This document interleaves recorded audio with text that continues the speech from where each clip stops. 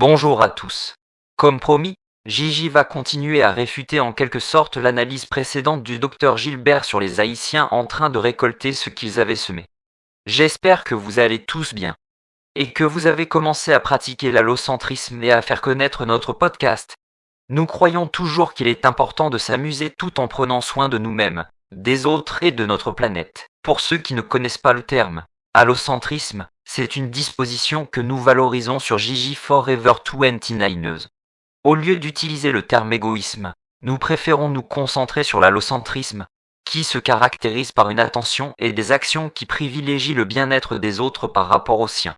En revanche, l'égoïsme désigne une préoccupation excessive pour ses propres intérêts, souvent au détriment des autres. L'allocentrisme favorise la coopération et la solidarité, tandis que l'égoïsme peut conduire à l'isolement et à un manque d'empathie envers autrui. L'allocentrisme est une caractéristique essentielle qui peut bénéficier à la société de nombreuses manières. Il encourage la coopération et la solidarité, créant ainsi une communauté plus harmonieuse et résiliente. Il peut également stimuler l'innovation et la créativité en valorisant les perspectives et expériences diverses. Enfin, il renforce le tissu social en créant des liens plus forts entre les individus, ce qui est essentiel pour le développement durable de la société. Alors, montez à bord, installez-vous confortablement et écoutez la réfutation de Gigi à l'endroit des déclarations précédentes du docteur Gilbert. Sa discussion sera passionnante et suscitera la réflexion, vous ne voudrez pas la manquer. Alors, qu'attendez-vous? Tous à bord.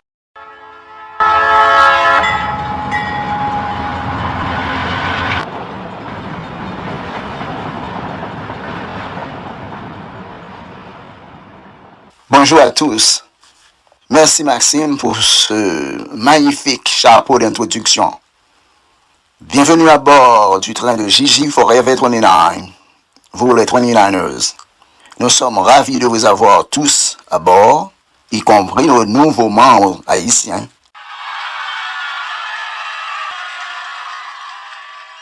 En tant que communauté, nous accordons une grande importance à la vie saine et nous nous efforçons de répandre l'amour tout en minimisant la haine. Nous croyons en l'allocentrisme, mettre les autres avant nous-mêmes. En tant que nouveaux 29ers, nous avons de grandes attentes pour vous, les nouveaux membres. Alors, attachez vos ceintures et préparez-vous à nous rejoindre dans notre mission. Notre objectif est d'aider Haïti à retrouver sa splendeur passée et nous savons que cela ne sera pas facile. Mais en tant que jeunes 29ers au cœur, nous sommes prêts à relever ce défi. Il y a un vieux dicton sur le fait de voir le verre à moitié plein ou à moitié vide. Nous nous efforçons souvent d'avoir une vision optimiste. Et c'est l'état d'esprit que nous promouvons dans notre train. Allions-nous avec ceux qui voient le verre à moitié plein. Si nous croyons que Haïti ne peut pas se remettre sur pied, nous voyons le verre à moitié vide. Et ce n'est pas l'attitude que nous voulons cultiver. Travaillons ensemble pour voir le potentiel de changement positif en Haïti.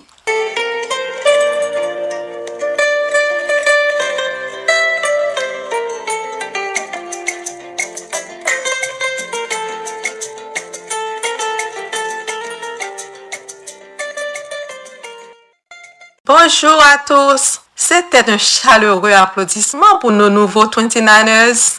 Bienvenue à bord du train Forever 29. Comme l'a mentionné le Dr. J, nous essayons toujours de rester positifs et de voir le verre à moitié plein dans notre train. Alors, sans plus attendre, j'aimerais plonger dans l'épisode d'aujourd'hui où nous continuerons à discuter les déclarations du Dr. J lors du dernier épisode. Les Haïtiens récoltent ce qu'ils ont semé. Bien que je sois en accord avec lui dans une certaine mesure, je pense que la situation en Haïti est extrêmement préoccupante. Nous devons mettre de côté nos accusations pour résoudre ces problèmes. Comme je l'ai mentionné dans l'épisode précédent, Il y a également des circonstances atténuantes à prendre en compte. Cependant, cela ne signifie pas que nous devons oublier les conséquences qui ont découlé, comme l'a souligné Dr. G. Il est vrai que nous récoltons ce que nous avons semé, mais je vous dis, cessons cette récolte de haine, d'égoïsme, de cupidité et de compétition. Semons plutôt l'amour, l'égalité, l'unité et la justice. Et nous récolterons la paix, la joie, le bonheur et un avenir meilleur. Bien, je commencerai par parler du reste avec, qui ne va pas à l'encontre des principes de l'allocentrisme. Dr. J a mentionné l'esclavage de nos ancêtres par les colons français, mais n'a pas donné d'exemple. Cette réalité malheureuse est vraiment déchirante. Le reste avec est une forme d'esclavage moderne des enfants encore répandue en Haïti, qui touche un enfant sur 15. Généralement nés des familles rurales pauvres, les enfants restent avec sont souvent confiés à des parents ou à des étrangers. Dans le nouveau foyer, ils deviennent des esclaves domestiques, effectuant des tâches subalternes sans être payés. À ce sujet, nous devons poser une question directe. Pourquoi une personne saine d'esprit enverrait-elle ses enfants vivre avec quelqu'un d'autre? Ce n'est pas parce que l'enfant doit aller à l'école, comme au collège, et que nous l'envoyons à un membre de famille en qui vous avez confiance ou à un ami proche qui habite près de l'école. Pas du tout. Vous confiez vos enfants à des étrangers simplement parce que vous ne pouvez pas les nourrir et vous savez que votre enfant n'ira pas à l'école, mais qu'il s'occupera des enfants d'autres personnes et effectuera des tâches subalternes dans la maison de quelqu'un d'autre, parfois en étant maltraité par ses familles, et pire encore, ces enfants se sentent moins que les êtres humains. Pour répondre à cette simple question, pourquoi? Eh bien, voilà, la pauvreté. Oui, si nous réduisons la pauvreté, en particulier dans les zones rurales, et si nous établissons un système national qui exige que tous les enfants aillent à l'école, les parents ou toute personne ayant des enfants mineurs qui ne vont pas à l'école seront poursuivis par la loi. Parents, je peux dire qu'il s'agit d'une question angoissante. N'hésitez pas à nous faire part de vos réflexions. Ensemble, nous pouvons faire d'Haïti un endroit plus heureux.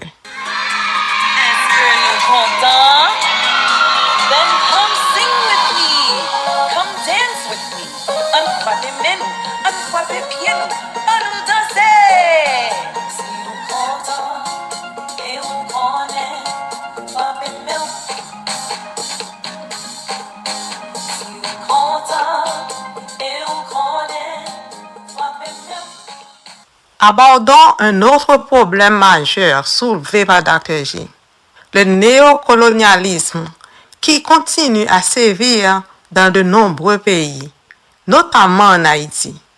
Bien que ce dernier soit un État indépendant, il fait encore l'objet d'une influence et d'une exploitation de la part des anciennes puissances coloniales.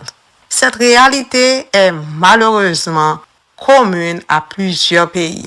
Les principales causes de ce phénomène sont le désir des anciennes puissances coloniales de maintenir leur entreprise, d'exploiter les ressources naturelles et de conserver leur contrôle économique et politique.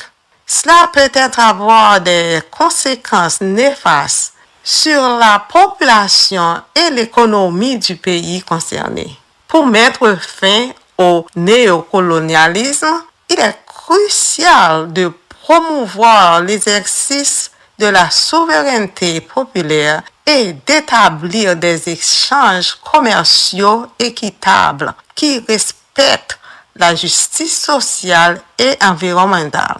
Il est primordial de travailler ensemble pour mettre en place de véritables mécanismes de coopération qui profitent à tous et mettent fin aux pratiques déloyales. Le néocolonialisme se manifeste lorsque les anciennes puissances coloniales continuent à exercer un contrôle significatif sur un pays, même après son indépendance. Cela peut avoir des conséquences préjudiciables pour la population et l'économie du pays concerné. Le processus de décolonisation se déroule en 3 étapes: l'assimilation, l'autonomie interne et l'indépendance. Pour éviter le néocolonialisme et la discrimination, il est essentiel de promouvoir des valeurs telles que l'anticolonialisme, la solidarité internationale, l'antiracisme et l'égalité des droits humains. Par exemple, la création d'ateliers de misère, des sweatshops, comme on dit aux États-Unis, dans des pays comme Haïti, doit être dénoncée et des mesures doivent être prises pour y mettre fin.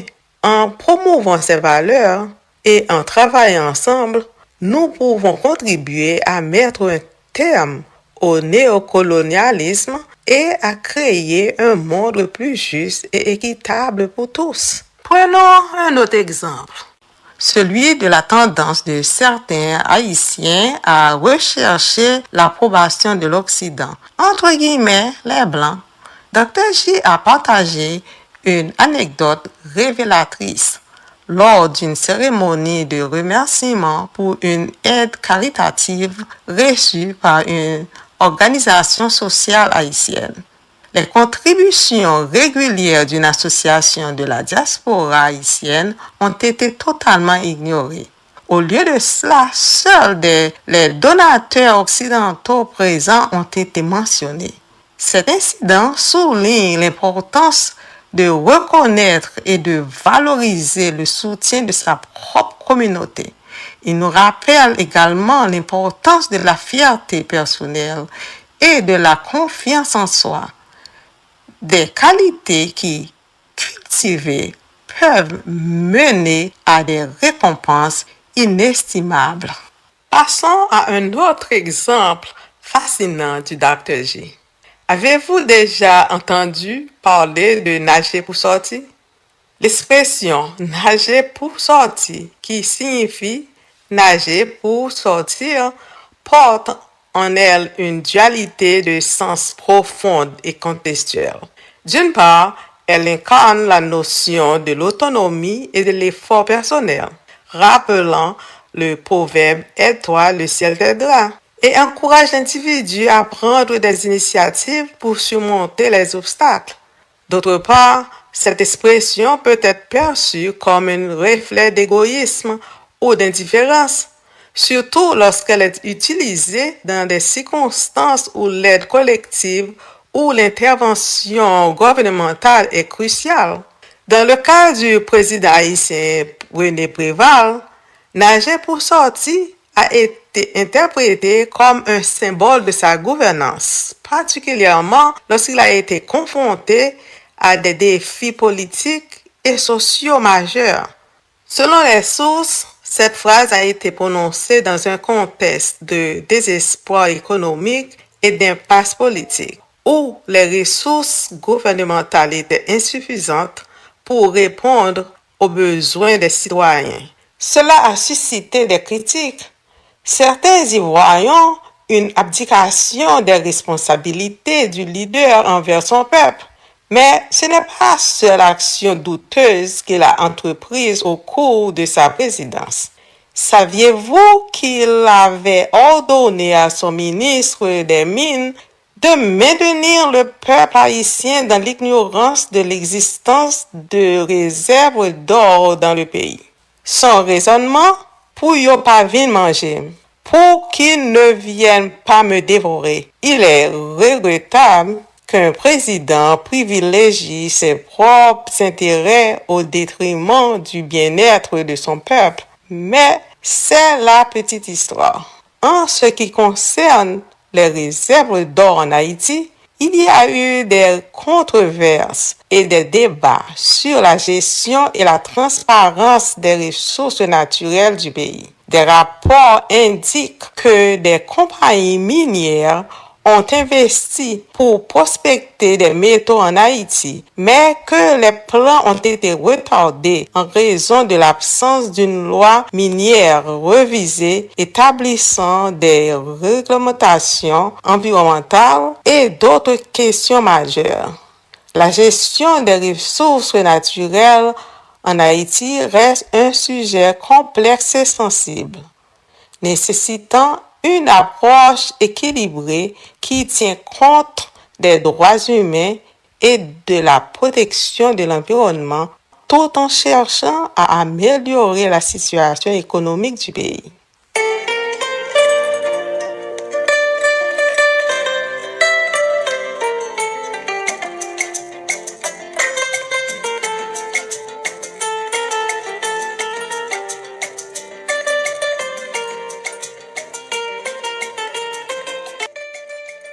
Maintenant, passons à une autre anecdote que le Dr J a mentionnée concernant l'égalité des droits de la main. Lors d'une discussion sur Haïti avec un membre haïtien de la classe moyenne, il a été confronté à cette réalité quand on lui a rappelé que les droits de la main sont inégaux, tout comme les droits des différentes classes sociales. Examiner les luttes de classe est crucial pour comprendre les dynamiques de pouvoir dans la société. Ce concept central met en évidence les inégalités persistantes malgré l'idéal d'égalité. L'analogie des doigts de la main illustre cette réalité. Chaque classe sociale, bien que différente, joue un rôle essentiel dans le fonctionnement harmonieux de la société. Un philosophe et économiste du 19e siècle, Karl Marx, s'est plongé dans cette lutte. Selon lui, la société est divisée en deux classes principales. La bourgeoisie, cette classe possède les moyens de production tels que les usines, les terres et le capital et exerce un pouvoir économique considérable. Ils peuvent dominer grâce à leur richesse et leur influence. Le prolétariat, cette classe comprend les travailleurs qui vendent leur force de travail à la bourgeoisie. Bien qu'ils soient souvent exploités, ils restent essentiels à la production et au fonctionnement de l'économie. La lutte des classes se manifeste par des tensions entre ces deux groupes. La bourgeoisie cherche à maximiser ses profits, tandis que le prolétariat se bat pour de meilleures conditions de travail, des salaires équitables et des droits fondamentaux. Reconnaître l'importance de chaque classe est crucial pour aspirer à une société plus équitable et unie. En comprenant ces dynamiques, nous pouvons travailler vers un monde où les droits de tous les individus, quelle que soit leur classe sociale, sont respectés et protégés. Pour conclure sur ce sujet stimulant, je vais terminer avec le point de vue essentiel du Dr J concernant les Haïtiens et leur tendance vers un spiritualisme paralysant. Cela fait référence à une croyance ou une attitude qui peut encourager une dépendance excessive aux forces spirituelles ou divines pour limiter l'action et l'initiative personnelle. En d'autres termes, Cela peut conduire à une passivité excessive, laissant tout entre les mains du destin ou de la providence divine, ou au détriment de l'effort et de l'engagement personnel. Pour aborder cette question de spiritualisme paralysant, nous devons l'aborder avec respect et détermination. Reconnaître la valeur de la spiritualité dans la vie des individus tout en soulignant l'importance d'un équilibre sain entre la foi et l'action est crucial. Une stratégie efficace consisterait à mettre en avant des exemples inspirants de personnes qui ont combiné leur foi avec des actions concrètes. Cela aiderait à démontrer que la foi et l'effort personnel peuvent se compléter mutuellement pour un bien-être global. Parmi les figures exemplaires qui ont combiné foi et action, on peut citer Zaché, un collecteur d'impôts qui, après sa rencontre avec Jésus, a transformé sa vie en rendant ce qu'il avait pris injustement. La femme samaritaine au puits a également transformé sa rencontre avec Jésus en une occasion de témoigner, devenant un puissant vecteur de l'Évangile. Enfin, l'apôtre Paul, connu pour sa foi inébranlable, a dédié sa vie à prêcher la bonne nouvelle malgré les persécutions et les épreuves. Ces exemples montrent que la foi, lorsqu'elle est mise en action, peut avoir un impact profond et durable. Et il est crucial d'encourager et de promouvoir cet équilibre pour le bien-être des individus et des communautés.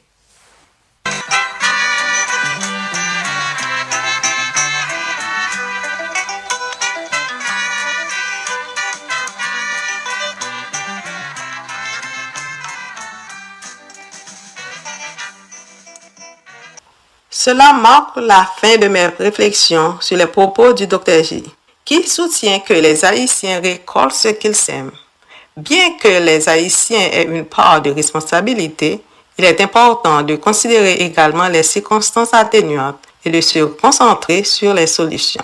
Il est essentiel de mener des discussions constructives, même en cas de désaccord. Je vous remercie de votre attention. Mettons tous nos efforts dans la restauration de la grandeur d'Haïti. Dr. J, as-tu quelque chose à ajouter? Nous avons atteint la fin de notre spécial sur les Haïtiens et leur récolte selon leurs actions. Certains de vos arguments, Gigi, sont justes et nous espérons qu'en soulevant ces sujets de part et d'autres de la barricade, comme on dit, nous avons suscité votre curiosité, chers auditeurs et auditrices, en vue d'enrichir votre réflexion sur ces sujets. Si vous souhaitez appliquer ces principes de foi et d'action, d'allocentrisme dans votre vie, commencez par identifier vos convictions profondes et les valeurs qui vous sont chères. Fixez-vous ensuite des objectifs concrets qui reflètent ces croyances et prenez des initiatives pour les atteindre, que ce soit à travers le bénévolat, l'engagement communautaire ou simplement des actes de gentillesse au quotidien. Chaque pas compte. L'important est de faire coïncider vos actions avec vos convictions, créant ainsi un cercle vertueux de foi active et d'efforts personnels. Ne manquez pas notre prochain épisode où nous aborderons en profondeur la question de la dette de l'indépendance, le fardeau historique, l'impact de la dette sur l'économie haïtienne. Cette dette a entravé le développement économique du pays pendant des décennies. Nous vous remercions de nous avoir suivis et nous vous invitons à continuer à soutenir et à partager ce podcast avec d'autres. Ensemble, nous pouvons apporter un changement positif pour Haïti. Amour et paix à tous. Pour terminer notre programme, nous vous laissons avec cette belle chanson de Skacha, Number One, Haïti, avec un Georges Loubert Chancy, un maestro de la musique haïtienne, qui a marqué l'histoire avec son talent exceptionnel de saxophoniste et compositeur. Il a rejoint le groupe Skacha Number One, ou numéro 1, et a contribué à leur renommée avec des chansons qui résonnent encore dans le cœur de nombreux fans. Jean-Élique Telfort, avec sa voix unique, a également joué un rôle clé dans le succès du groupe. Ensemble, ils ont créé une musique qui traverse les frontières et unit la diaspora haïtienne autour de mélodies nostalgiques et entraînantes. C'est un bel hommage que de dédier leurs chansons à nos 29ers. Un rappel que la musique est un lien puissant qui nous connecte tous, peu importe où nous sommes dans le monde. Bonne écoute!